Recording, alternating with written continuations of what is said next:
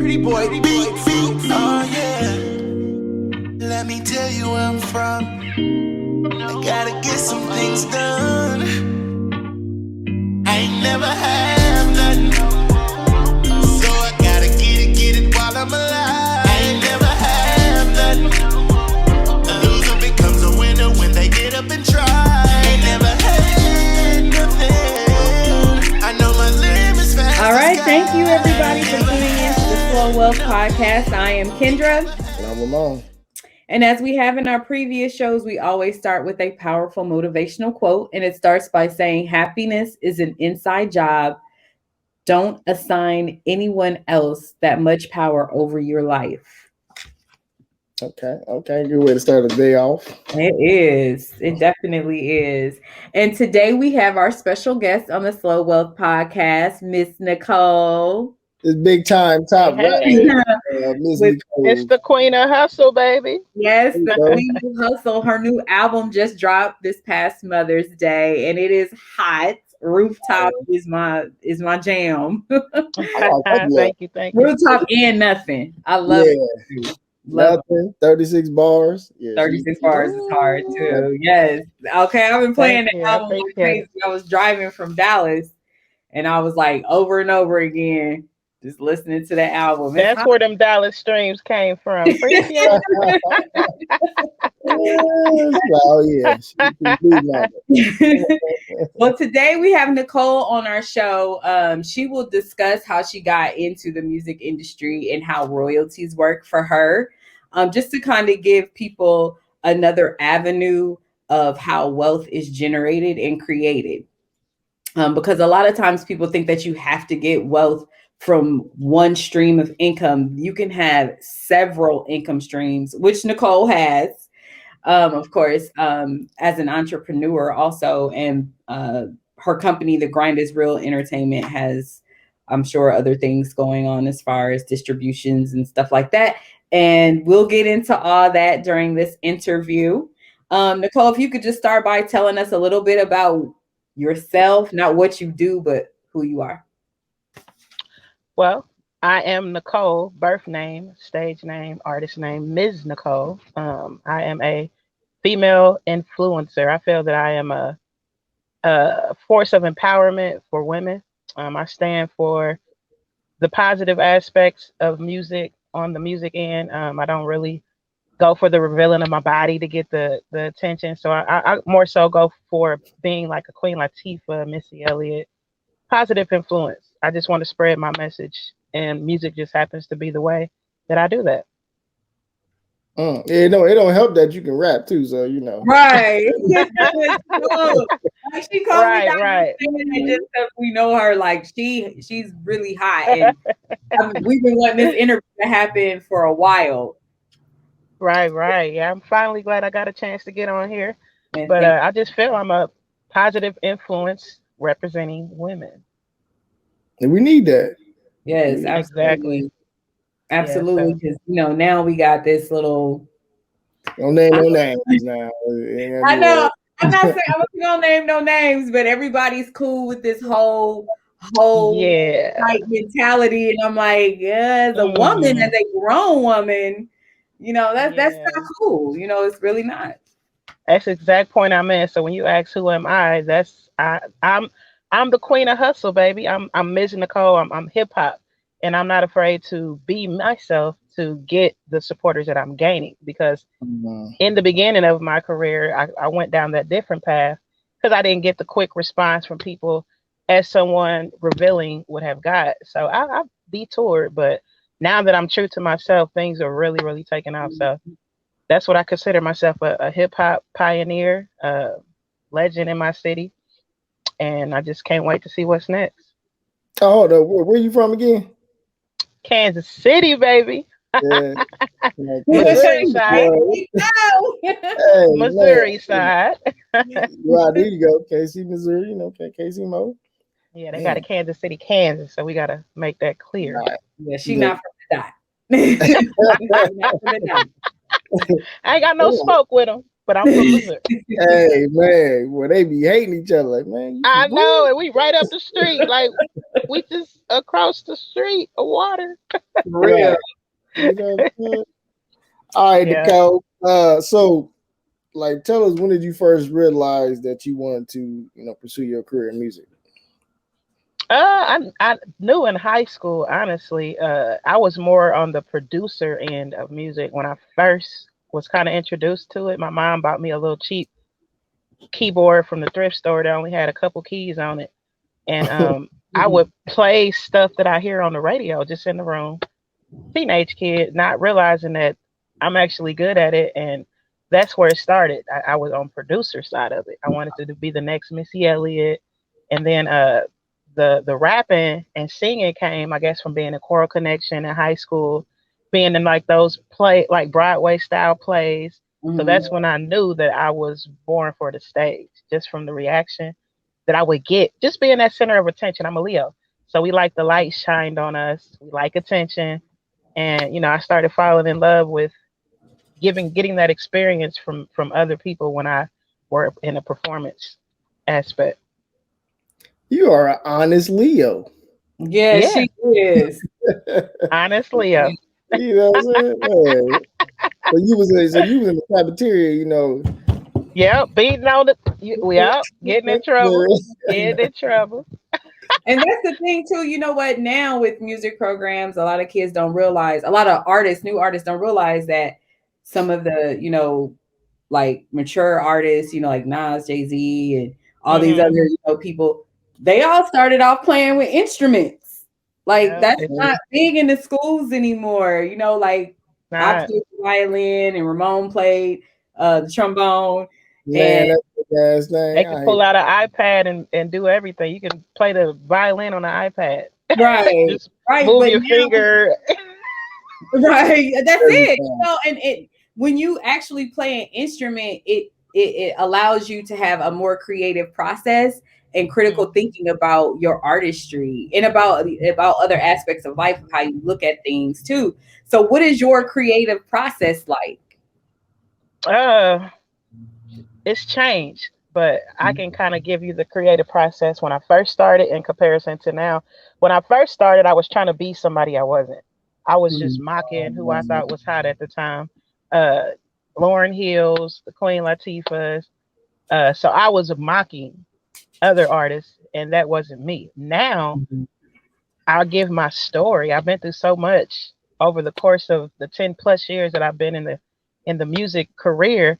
Now my life is the process. I just take, I don't know, it's like a delivery that I manifest from what I experience, kind of transition it to make it relatable to other people. So Mm. now it's real life experiences. So it's a lot simpler when it's more passionate. Now, is it real therapeutic for you when you're doing it? That too. It's therapeutic. Uh, I've battled depression. I've battled PTSD. I'm a military vet, so it's therapeutic. Uh, that's the best word for it. I guess it saved my life, honestly. Uh, and on your album, Nothing definitely Hmm. described you know some things that you've gone through, but your previous albums, when you, like you said, you were starting to grow more comfortable with yourself, you can hear those things come out. That's that passion in the music where it's like, man, this is crazy. Like, this beat is hard, these rhymes is hard. Look, she just, she's delivering a message that a lot of people can relate to. And with this album, the new album Queen of Hustle, again, that was released this past Mother's Day, what motivated you to write the songs that you wrote, like 36 Bars, Rooftop, Nothing? What's the other one? I can't think of the fourth one that I was like playing over and over and over again. Might But have just been take the any of pain the, away. yeah, take the pain away. Take the pain. I like Yeah. So that. basically, with the course of this project, of course, the reason I dropped it on Mother's Day, it was a whole marketing strategy. Queen of Hustle, talking about women empowerment, and what's the best day known for women empowerment, highlighting women, Mother's Day. So I was like, yeah, that's perfect. But as far as the song choices, um, is again, it's my success story. Rooftops, like that's an affirmation song. It's not necessarily saying that I have everything that I want, it's a song speaking things into perspective. So my view is from the rooftop, my coupe drop, out here living luxury. I'm drama free. I just want to roll. It's saying what you want. So Mhm. that's a lot of people's favorite record, but nothing actually Mhm. came to me through the producer, which is my single that is doing the most. We just hit top 10 on the BDS radio charts. I just got placement on 14 syndicated radio stations with that one. Pretty Boy Beat, shout out to him. He's actually the producer that Mhm. sent me that beat with the hook on it. And he produced it. You know, some producers have beats where they put the hook on it. And that was one of those songs. And I'm like, hey, this, we need to drop this together. So that turned into something really big. And I just manifested what the hook was saying. So I can't even take all the credit from that because he made the beat with the hook on it, and it just went together how it was supposed to go. And then Kent Carter, he's out of South Carolina. So as you can hear, the that's the middle artist on that song, the middle person. Mhm. He's been through a lot, and our stories were similar, so it all came together. You know what? Let's go ahead and give you a congrats, a big congrats, because you just hit what 100,000 streams on Spotify. 100K, yeah, in the first week. That's big. Thank you. That is huge. Like, what was you thinking about, like when you seen that? Like, I how didn't you think it was feel? real. I was trying to make every excuse for it not to be true, and But that's you sad. But deserve it though. And a lot of times that's what happened when you deserve it. You be like, nah, this ain't real. this Yeah. ain't real. That's exactly So let me like go this can't be outside, come happening for back. I'm me. like, damn, Not me. Oh, Mizz Nekol from Kansas City. You know, right. parents is gone, and no financial backing. This is just me. So yes, it was kind of like a surreal moment. Mm, that's huge. That is It huge. is. So, Yeah. yeah, cause I went, I think I see you posted on Facebook, and I was like, damn, she had 100,000 streams. I was like, damn, she big time Hundred now. thousand. We going for a million. Going for a There you million. go. This is And you said that was the first week, though, right? it's crazy. Like And you said that was in the first week. first week. Yeah, I haven't. I'll do my. I normally do my report. First 7 days of the album, and Damn. that's not including Apple Music. Can y'all hear me? Yeah. Yeah. Oh yeah, you said that ain't including Okay. Apple Music. Oh wow. So do Yeah, you that think was you know how Spotify. many streams you got on Apple Music? Yep. Yep. It's not 100,000, but I think I was at like 13,000 streams for the album. That's still quadrupling anything I've ever Yeah. done in the past. So Damn, that's like you yeah. probably 200,000 if you count all of them. If I counted, I haven't went and looked, but I've never charted. I hit the charts. That was something I manifested on the way back from Atlanta on the Mm, tour, mm. and it's just everything that I write on my checklist, my board, my mental visual board. It's happening. Amen. Hey, Yeah. you know what? We talked about that in our last interview too about the vision boards because Kendra, you know, she does it, and I was like, Hmm. I got a vision board. It's just mental. Like, Yeah, mine's just mental. do you think you think do you think that works for you? Like, have you hit It like works better. does it? Okay. Yeah, it works better for me. I think I've wrote down something maybe once in my life. Everything else is if I see it, I'm like, okay, I'm gonna do this, and that's it's Mhm. marked, it's checked off in my brain. Okay. So do you get a lot of love now, you think, or even more love from Kansas City now? Oh yeah, and I don't know if y'all were aware of the Snoop Dogg and Redman co-sign Yes. that I got, I Yes. wasn't even gonna but say no. I was gonna wait. I was gonna wait. You know, I was like, let me fire it up a little bit. You know what I'm saying? But that I was like, hold up, she did what? Don't tell everybody that about that. Don't get boosted it. Yeah, so that. Redman, just to make a long story short, he has a record out called 80 Bars. So he did a call for action to the hip hop community, which I love because I don't like the direction that this new wave of music is going. He did a 80 Bars challenge. I'm big on Instagram, and I'm like, hey, this is another opportunity for me to promote my album release. I was dropping the album that Sunday, and I think I did the challenge that Monday or something. But anyway, he reposted me, and when I wrote this, I was at a hiatus with my career. I was about to hang it up. I don't talk about when I'm about to quit, but I was about to quit. I was about to say, this ain't it for me. I'm ready to transition into something else. I was talking to God. I said, I need a sign. And boom, Redman reposted it. Then, babe, Cameron got on there and was like, Snoop Dogg reposted you too. And I'm like, what? What? So when that happened, then you know how it goes when somebody to that with that magnitude puts you on their platform. Now they see me, even though I've been doing this for so long. You know, now they see me. So that definitely helped. I can definitely say that helped with those streams. That helped with everything that's happening because I didn't just sit on it. I actually went under them comments and was contacting all them people. It was work. Like some people would have just been like, "Oh, Snoop Dogg posted me." What I had like 600 something pre-saves before the album even was dropped. That's basically where they'll pre-save it, so when it drops, it'll be automatically in their libraries. So that's what helped get those streams like that. That's big. Somebody like you said, Redman and Snoop, like Right. nobody not know who it is. Yeah. Big on social media. So yeah, that's huge. Okay. So what was one of the most surprising things that you learned about the music industry, either like now or when you entered as a new artist? What I learned, it's definitely another revenue stream. It took a while for me to actually make a living off of my music. You know, I didn't think I would ever get anybody to go to iTunes or just buy my merch, anything like that. But now that I'm in it and I see this is a job, so I didn't think it was possible. And you know, if your business is handled, so this can be a solid income to where you don't have to work. And that was my overall goal when I started the Grind is Real Entertainment. But you can make money. So that's where the royalties come in. That's where the sync lights is in. Any type of revenue that you make through your music, that's a part of it. Okay. Yeah, so that has a lot to do with the royalties. It's distribution is a form of payment. That's like when you drop your album, that's the portal that is used to distribute it to like the iTunes, Spotify's, Deezer's.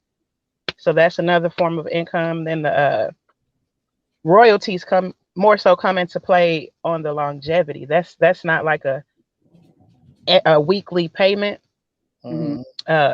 That's more like a every 6 month, every 30-day type of deal. But with the new way of distribution, now you can get paid like every 30 days through like Spotify, Apple Music, stuff like that. So that's why I say it's an income, because some jobs pay bi-weekly, some regular jobs pay monthly. So it's pretty much similar. Now with the royalty, is that something that you can you be able to pass down to your kids? Is that something that stays with you or your family? Well, the royalties, that would more so be under my label. The label is what handles the publishing and all that. So I would pass the label down to them. But as far as my music and stuff goes, like if I had an album out and the royalty, yeah, that would go to the kids. Like how Prince had his estate, you know, and all that stuff. I don't even know if he had kids, but that's just an example. But my label would fall down under to my children. Oh, okay. Yeah, that'd be dope. That's the goal, is to pass it on, pass it down. Do you have any plans for that after, you know, I mean, I know it's kind of morbid to talk about that, but do you have plans, you know, set, like if something were to happen, your children would get, you know, some of the revenue from your album sales and your companies? I thought with life insurance, I thought all of that would be bottled. I would have to look into like a separate thing for the label.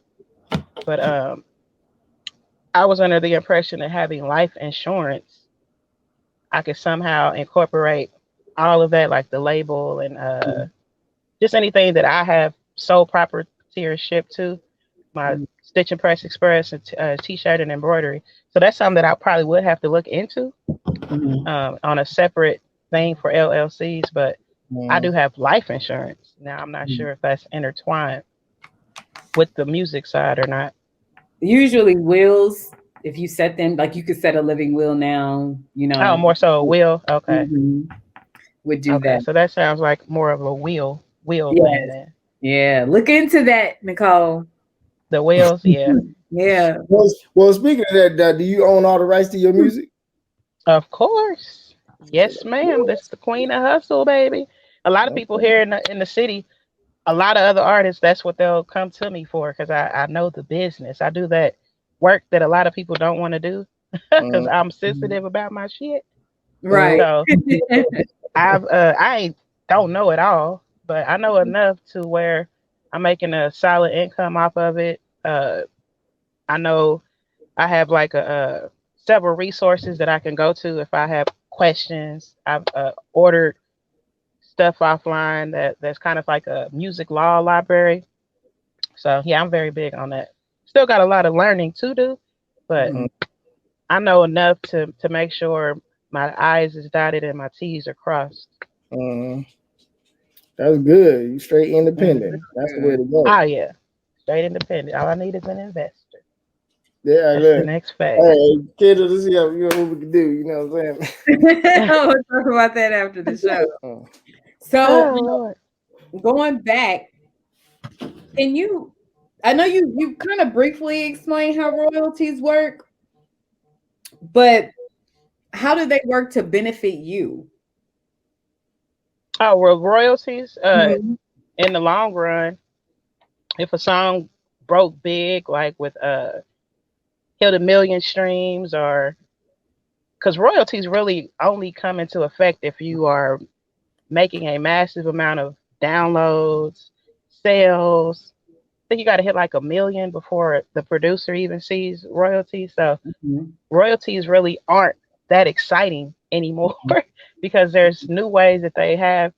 Like I use a distribution company called DistroKid, and they have a new way to where you can just do splits directly with the producer, the writer, or whoever you're collabing with, and that's a quicker payout as opposed to royalties. So Mhm. royalties are okay, but it just takes so long for you to actually see.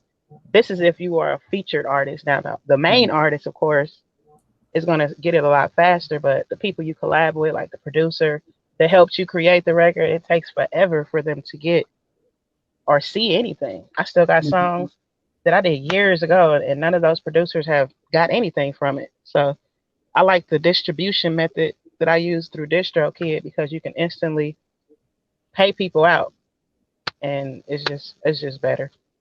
Mm. Okay. Yeah, I think everybody want to get paid. Right. Yeah, it's I like how they set that up. So that way you can just take care of people, give them a percentage of the single. Like if it's $1, they get 25 cents. I get 75 cents, something like that Mhm. Okay. Now, per download. we see a lot of people interview like on the Breakfast Club and stuff like that, and they talk about, the difference from when they entered the industry, maybe in the 90s, early 2000s, up Hmm. until now, and how everything is pretty much streamlined, like you said, with receiving payments. Is the Yeah. financial process of the music industry, is it complicated for new artists, or do you find it complicated at all?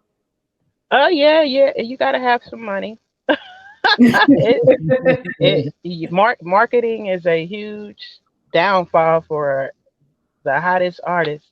If you don't have a budget in today's world where people just sit on their phones, Mhm. then it's gonna be tough. Now I came from the era, the hand to hand CD out the trunk.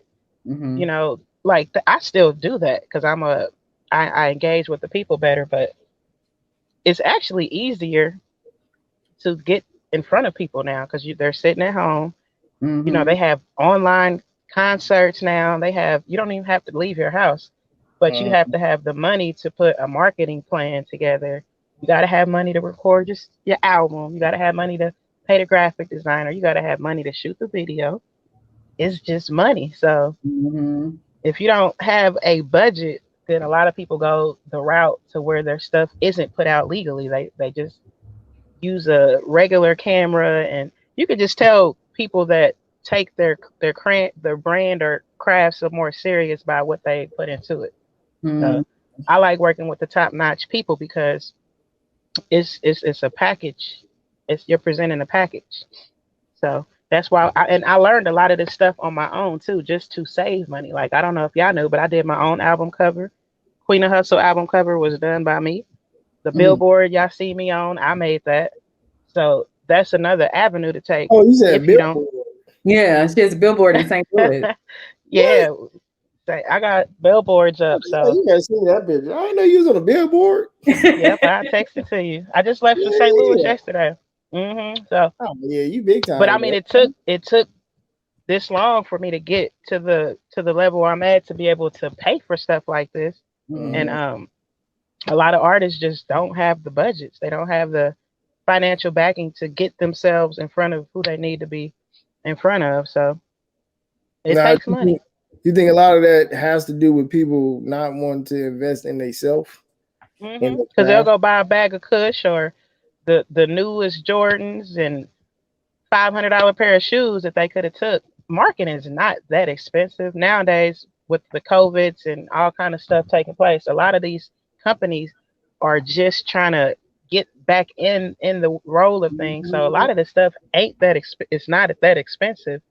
But when you're trying to get like the billboard stuff like what I'm doing now, you got to have a budget. I got a publicist now because I know I can't just reach these people just sitting at home. These people are in a professional field to get me in my targeted demographics, and it's just a lot that comes with.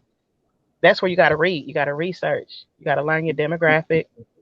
If you're a 35 and up year old artist and you're trying to cater to these 18-year-old, I mean, unless you got a twerk song or something, but if you're trying to cater to high school, junior high students, you're going backwards.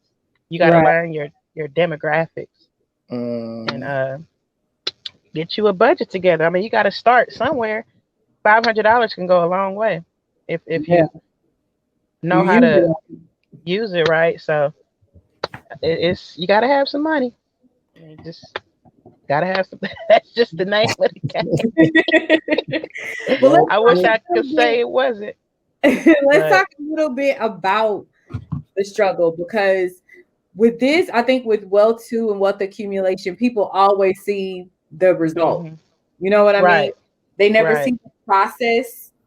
So let's talk a little bit about what the process was. I mean, if you feel comfortable, you could briefly talk about that because I know the story, about some hmm things you've been through, and that obviously, have secured, solidified your excuse me, solidify your place in the music industry.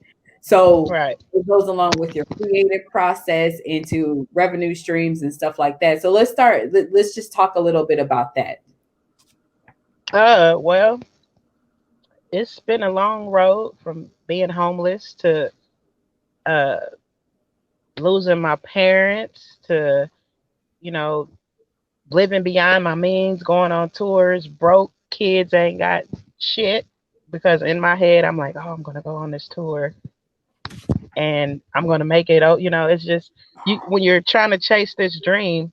Sometimes you could become selfish, not Mhm. thinking about who is hurting or it's just and a lot of artists do this. But my biggest downfall in my career was when I lost my dad in 2009 to a fatal car crash, and then that's when my mom started getting sick. So I'm still pushing, I'm still going, I'm still grinding, living in a studio with my kids, watching them sink to sink. But through this whole time, people look at me as, oh, this is Mizz Nekol. She doesn't bleed, she doesn't cry. So you keep pushing and going through it. Then my mom gets sick, and then she dies, and then it's like, oh my God, where do you go from here? So Mhm. I don't know. It's the music is like I said, it saved my life. I just kept a lot of people that I know that have lost their mothers or parents, they'll hit me up like, how did you overcome that? How did you keep going? How did you blah blah blah blah blah? And music. like my kids, of course, looking at them. And then it's like if I put all my everything into this, I have to see something for it. That's really what pushed me because I'm like, I didn't put in all this time. I didn't spend all this money. I gotta have something to show for this before I die. Like I gotta Mhm. something gotta come out of this. So just being around people and God definitely stepped in and humbled me because I had a little arrogant moment in my career where I was stepping on people because I had a little light of success and he instantly stripped me and reminded me of how quickly everything can be taken. So that was like probably in about 7 years ago, 7 years ago. But then I kind of get got myself together and I started getting into the sports anthems, the Chiefs anthems and stuff like that. I started getting into news publications and my face was really becoming more publicized. Like they were playing my anthems at the stadium. So then I started kind of shifting my music to being more as a sermon, I guess you could say, like helping people. So I just kept going. And then with the music thing coming from the Chiefs, the Kansas City Chiefs, that's kind of what catapulted my career. I say in 2013, that catapulted my career. Like every year I've been dropping anthems since that date, nonstop. And I've been living like those anthems, people stream them to this day, and football season's not even here. So doing that helped me out because it switched my demographic to the non-urban people. Mhm. I gained a whole new fan base with that, and then that's kind of how my sound started shifting and changing. I signed to a label, Mid Range. Shout out to them. That fell apart. That was in 2015, right when my mom died, like 2014, 15. Signed to the label, so I've been actually signed before, and we didn't really know the business thing at the time. I was living in the studio. It was just, I think at that time I was just running around trying to figure out where I could fit in. So that's kind of how that came about. But then that's when I started my own label. Started my own label, 2014. The Grind is Real Entertainment. Um, and from there, I've dropped 4 albums and like 20 singles. So that's kind of where the transition in my music went. It became a me telling like Ramon said, it was a therapeutic me saving myself. That's the music that started coming out. Mm, that's Yep. great. So You've yeah, been that's through a that's how lot. it transitioned. Yeah, you've been through a lot. Yep. Yeah. Yes. And you can actually hear what I went through. I tell you. So Mhm. that's what is the difference. I don't know if y'all heard of Russ. Have you ever heard of Russ? The artist Russ, Russ. The Is he a white white boy with dude? long And he from the white East boy with Coast? long curly hair. You Yeah, probably yeah, don't know. I've heard of him. Yeah, because that's it's a similar situation as him, and I listen to a lot of his stuff. But yeah, music definitely saved my life. Yeah. Mm, It's Yeah, saving your life, because a lot saving of my people don't life. know how to Yes. get all that, all that out, all that energy out, and you found a way to do it and it worked Mhm. for you. You know what I mean? Like you said, you encourage a lot of people to do things like rooftop for real. That's how I took Mhm. it. Like you said, like an affirmation. I'm like, man, this Yep. sounds like some shit I tell myself every day. Affirmation. Because Yep. as a black women, we need that. As women, Mhm. as people, Because a black lot people of need people criticize artists for talking about stuff that they're not doing in their music. that. Hmm. Like, oh, where she's saying that she's doing this or he's talking about he got all this money. So I'm like, okay, let me go to the positive affirmation side of music. Like we're gonna speak stuff into existence. So that's kind of how I wrote that one. Hmm. Do you do Yep. pen to paper or are you just like everything up in the In the dome? phone, right in the phone. No. Yep. Dang. I wrote on the paper before. Don't get me wrong. I'm an '80s baby, but now I write in the phone because it's just quicker to pull out. Uh-huh. Yep. All right. Well, hey, now Speaking of that, so I forgot that you wrote the anthem for the Kansas City Chiefs, Are you boo. the Arrowhead, But Houston? yeah, you know what I'm saying. Get them Several. thumbs down, but I wrote several, and just a person told me this that I no longer speak with, but I did take this gem that he told me. He told me if you can put 10 singles. Wait a minute, what did he say? If you have 100 singles on Spotify and each one of them singles get 10 spins per month, you're gonna make $1,000 a month. Mm-hmm. Period. And I'm like, you know what? I know I got that many songs that I know our people will like. And you for the rest of you're gonna make like what's that, 1,000, you're gonna make 12,000 a year just off of 10 streams per 100 songs that you have in your catalog.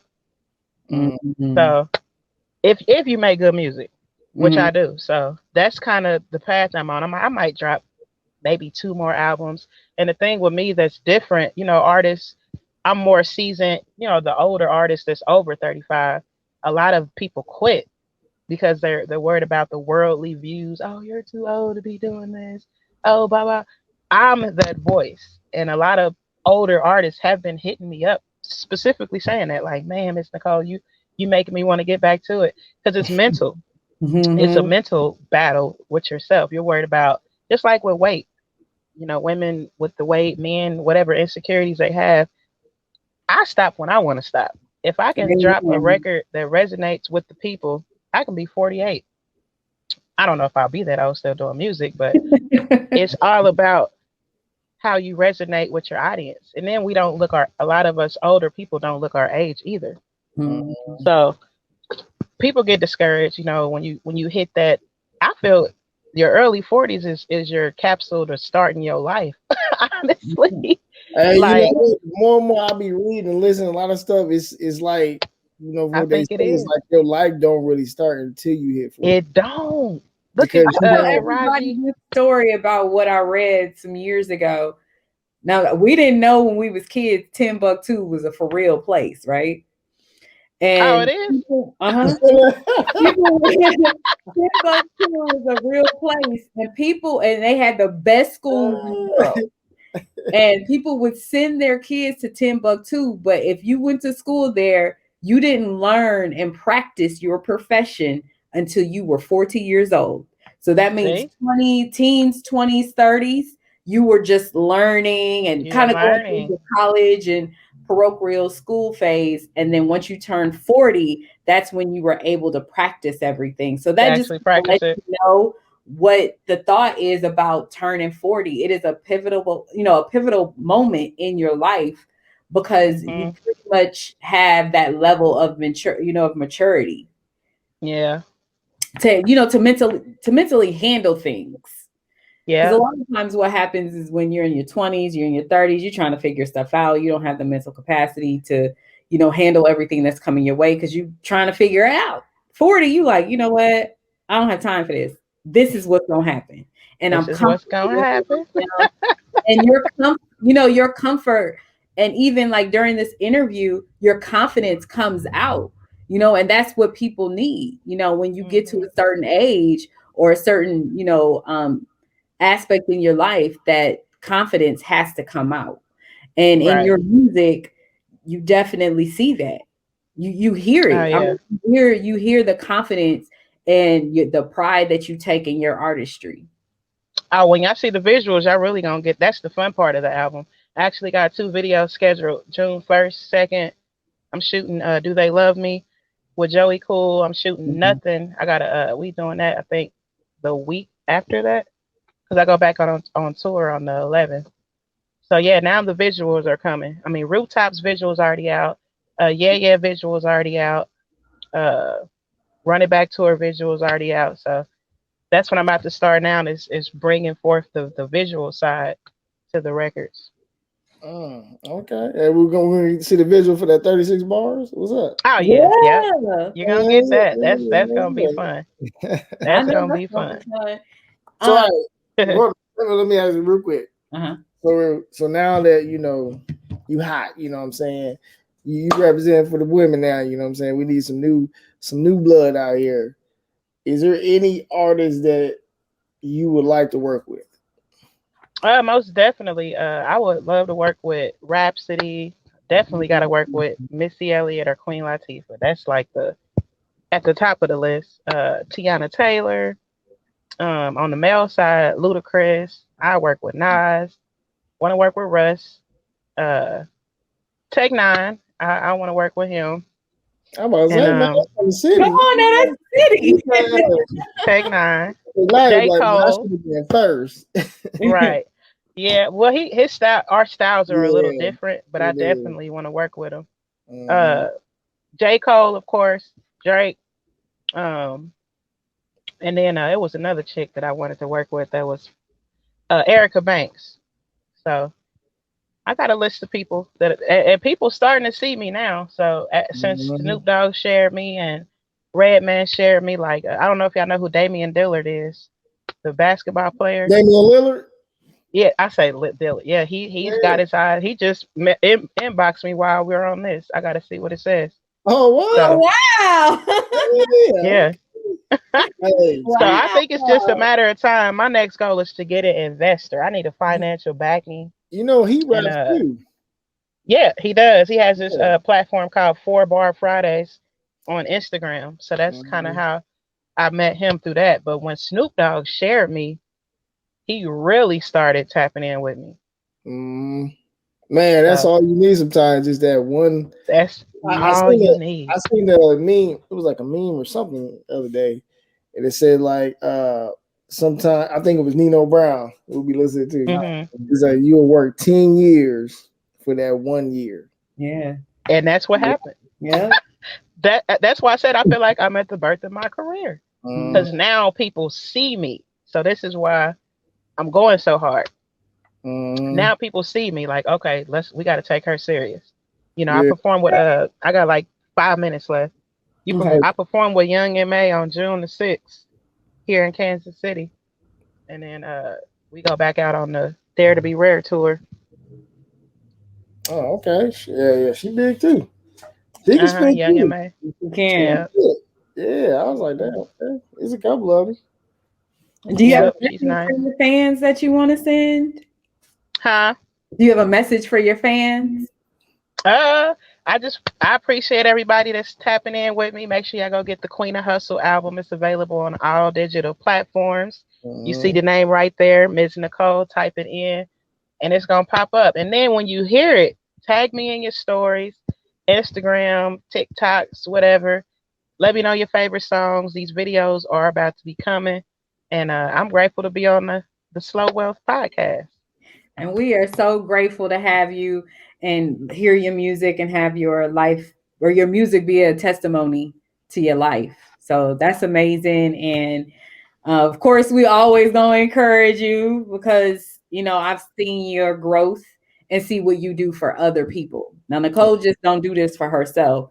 She I don't know. literally will be out there feeding the homeless, talking to Hmm. somebody, helping somebody, and she never lets negative comments or anything, really affect what she does. She just keeps pushing, and that's always admirable. That's how I know God about to bless me because Yeah. I'm a disciple. Mhm. So whenever this huge financial backing that I already know is happening, I've already accepted the affirmation. I'm the person in the city that's gonna build the community centers or studio labs that needs to get the urban community learning more about the financial wealth and gentrification stuff like that. All of that's gonna be inside of this facility that I'm trying to build to where they can learn how to do music. They can learn how to clean their credit. They can learn how to start Man, an LLC. They can preach. learn how to purchase some land, Hey, all listen, in this one facility. listen. So I got $100 right now. You know Right what now. I'm saying? that's why I'm like, come on, Lord, go ahead and use me so I can Hey, get this going. But that's that's what I'm what I'm talking trying about. to do. That's what I'm talking about. Man, since we love you and we totally respect your artistry and who Last you question are. though. Oh, I'm sorry. Love you back. We always ask. Hold on, we got one more question to go. Just one more before we always ask everybody. What does wealth mean to you, and how do you think music or royalties can help build that?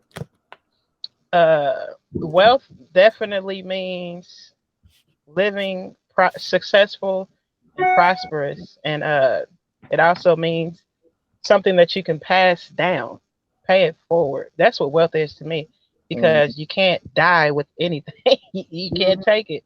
So wealth to me is meaning you become educated enough to, of course, take care of your family, but then be able to educate someone else to learn so they can also become wealthy. So, because with the stock world, it takes a village. It's not just one person that's going to affect stocks. It's a group of people that has to invest or sell or trade or whatever it is. So it's the same thing with wealth. I've never been money hungry because I've been poor. So wealth isn't necessarily just about a dollar bill to me. It's about your health. It's about your mental health, and all of those things play a part in wealth. So it's a bigger scale than dollar amount. Couldn't have said it better myself. Amen. Because that's the first thing people think is of wealth is money. Yes, nope, it's more. Absolutely. And thank credit, you so much. That's part of your wealth. What is? I'm sorry. Thank you guys. Yeah, I was saying credit. Yeah. Several times.